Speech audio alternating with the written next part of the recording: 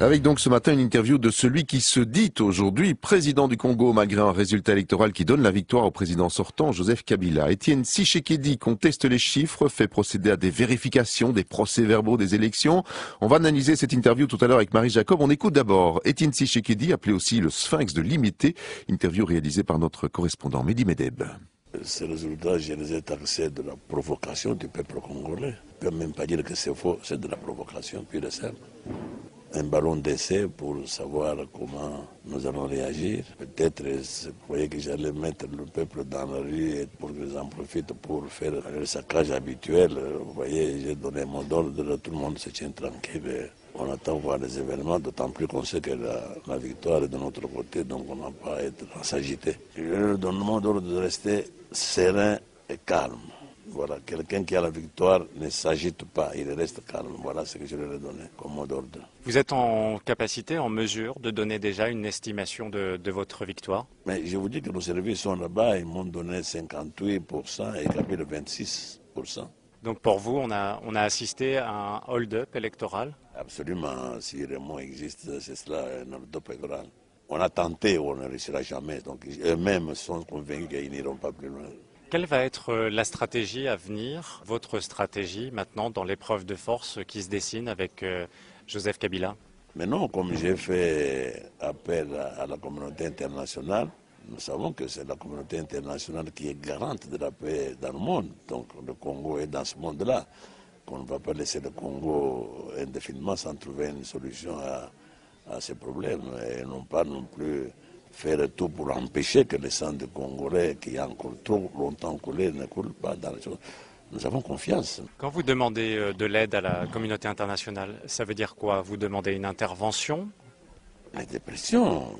Ils font toujours des pressions sur les différents gouvernements, les différentes forces dans le monde pour arriver à la paix. Donc, ce n'est pas en fait de l'aide comme telle, parce que comme nous ne voulons pas du tout faire marcher la rue, nous avons une force aussi qui est dans cette rue-là, qui peut aller très loin, mais nous n'avons pas intérêt à faire ça. C'est comme ça que nous espérons que la communauté internationale va prendre conscience de la gravité de la situation et va y mettre fin assez rapidement.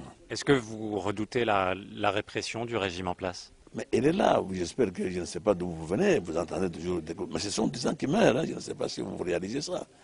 C'est toujours la répression, c'est ça la nature d'un régime répressif comme celui de Kabila. C'est tuer autant de Congolais possible.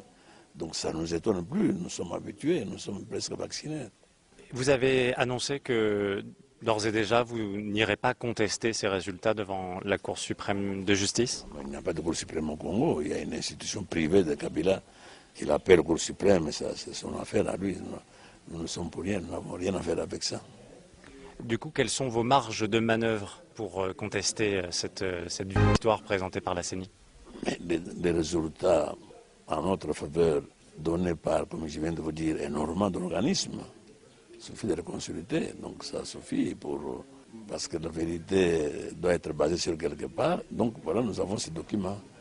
Est-ce que vous ne redoutez pas que la communauté internationale continue plutôt de soutenir Joseph Kabila? Jamais, oh là là, jamais. Parce que le droit, c'est le droit. La communauté internationale est toujours allée dans le sens du droit et de la justice et de la vérité. Mais en même temps, en voyant la réaction de Joseph Kabila et de ses hommes, on voit littéralement qu'ils ne sont pas prêts à lâcher le pouvoir. Dans cette option, qu'est-ce qui se dessine? Il n'a pas la force de faire ce que vous dites là. Kabila veut observer, voir quelle est la réaction et du Congolais et de la communauté internationale. Kabila n'est pas assez fort, plus fort comme Mobutu pour oser aller plus loin. Kabila va devoir se soumettre à la décision de la communauté internationale. Étienne Tshisekedi, merci.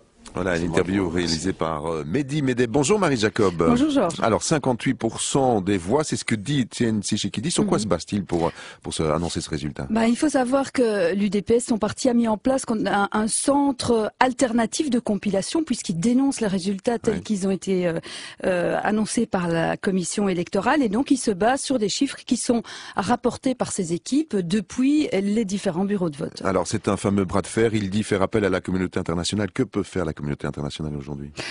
En tout cas, à mon avis, tant que la Cour supérieure de justice n'aura pas dit le résultat définitif, puisque c'est elle qui dit Kabila a gagné ou Kabila a perdu, c'est pour le 17 décembre, tant qu'elle ne se sera pas prononcée, je ne vois pas comment la communauté internationale pourrait, elle, déjà intervenir, en tout cas de manière aussi évidente. Mais il faut savoir que cette communauté internationale, elle fait pression depuis plusieurs jours, et notamment pour éviter que la situation ne dégénère. Eh bien voilà pour un premier commentaire. Marie Jacob, on vous retrouve tout à l'heure vers 7h40 avec Bertrand Haine pour une autre analyse.